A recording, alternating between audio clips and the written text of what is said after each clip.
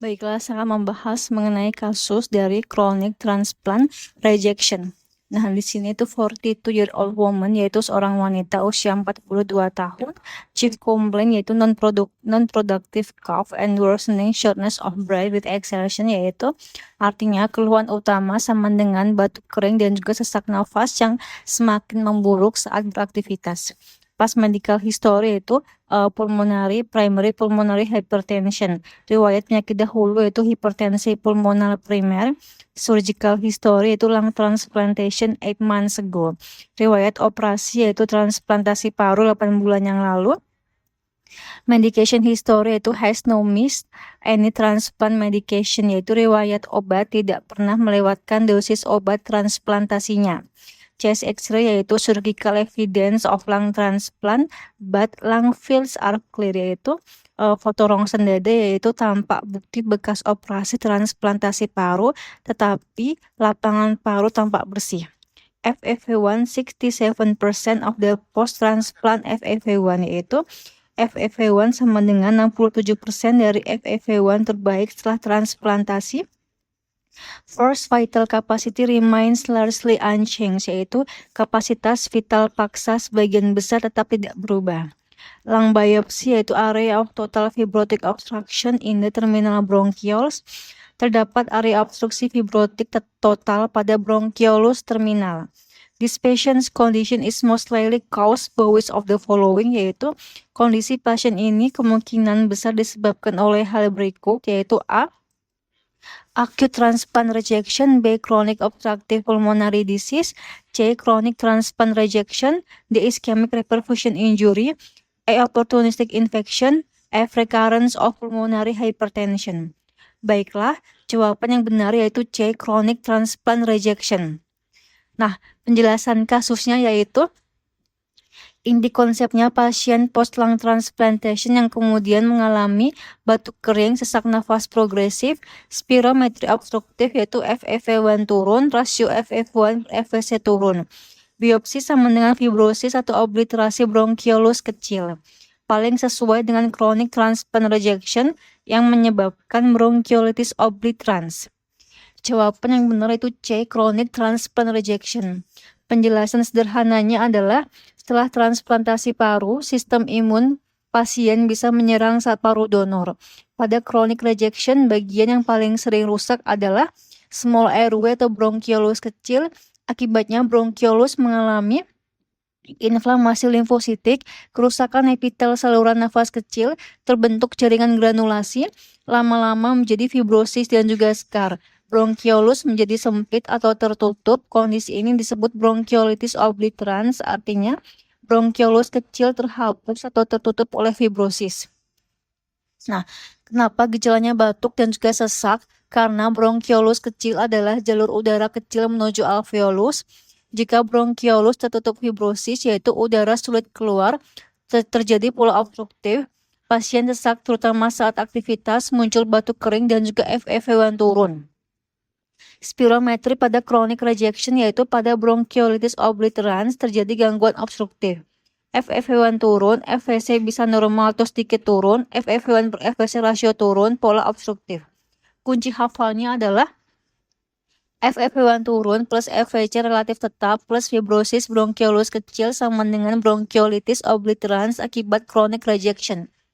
Histologi khasnya adalah chronic rejection paru, yaitu inflamasi limfositik pada small airway, kerusakan epitel bronchiolus, granulation tissue, fibrosis obliterasi lumen bronchiolus.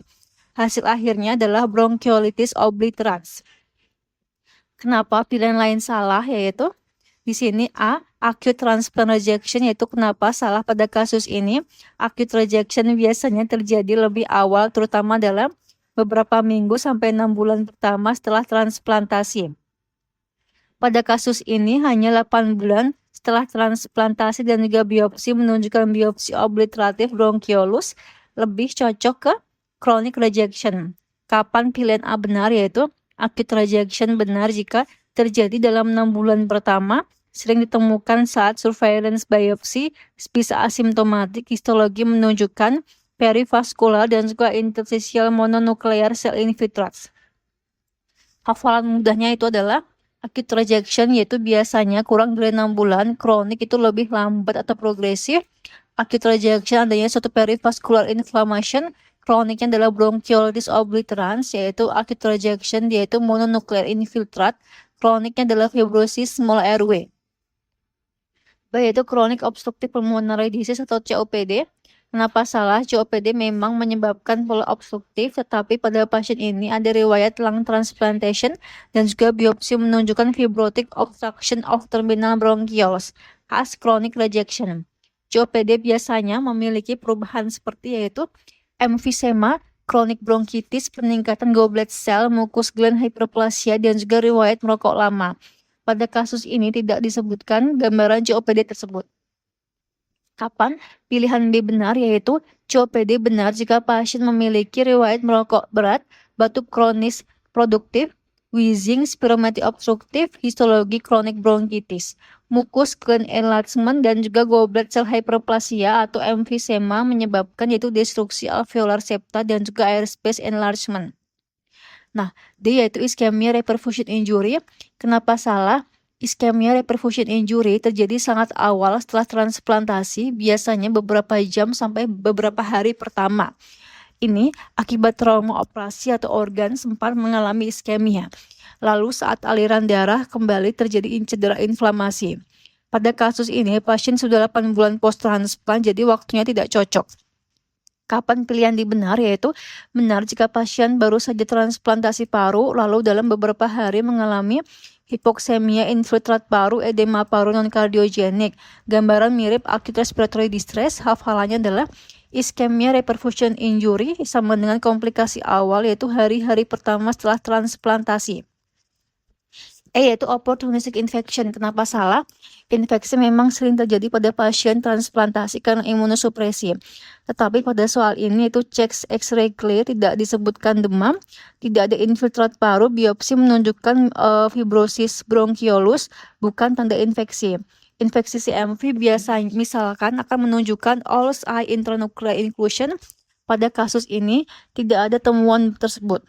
Kapan pilihan E benar? Itu benar jika pasien transplantasi mengalami demam, batuk, sesak, infiltrat paru, leukopenia atau tanda infeksi sistemik. Biopsi dengan organisme atau inclusion body. Contoh khasnya adalah CMV infection, histologinya adalah intranuclear inclusion dengan halo jernih yaitu All's eye inclusion. F yaitu recurrence of pulmonary hypertension, yaitu kenapa salah? Pasien memang punya riwayat pulmonary hypertension, tetapi penyakit itu mengenai pembuluh darah paru, bukan bronchiolus kecil. Pada soal ini ditemukan yaitu pola obstruktif, FEV1 turun, fibrosis terminal bronchioles. Itu lebih cocok dengan bronchiolitis obliterans, bukan pulmonary hypertension. Kapan pilihan F benar? Yaitu benar jika setelah transplantasi muncul kembali tanda pulmonary hypertension, misalkan dyspnea progresif, sinkop, right heart failure, LOT-P2, RV hypertrophy, peningkatan pulmonary artery pressure pada echo atau right heart catheterization.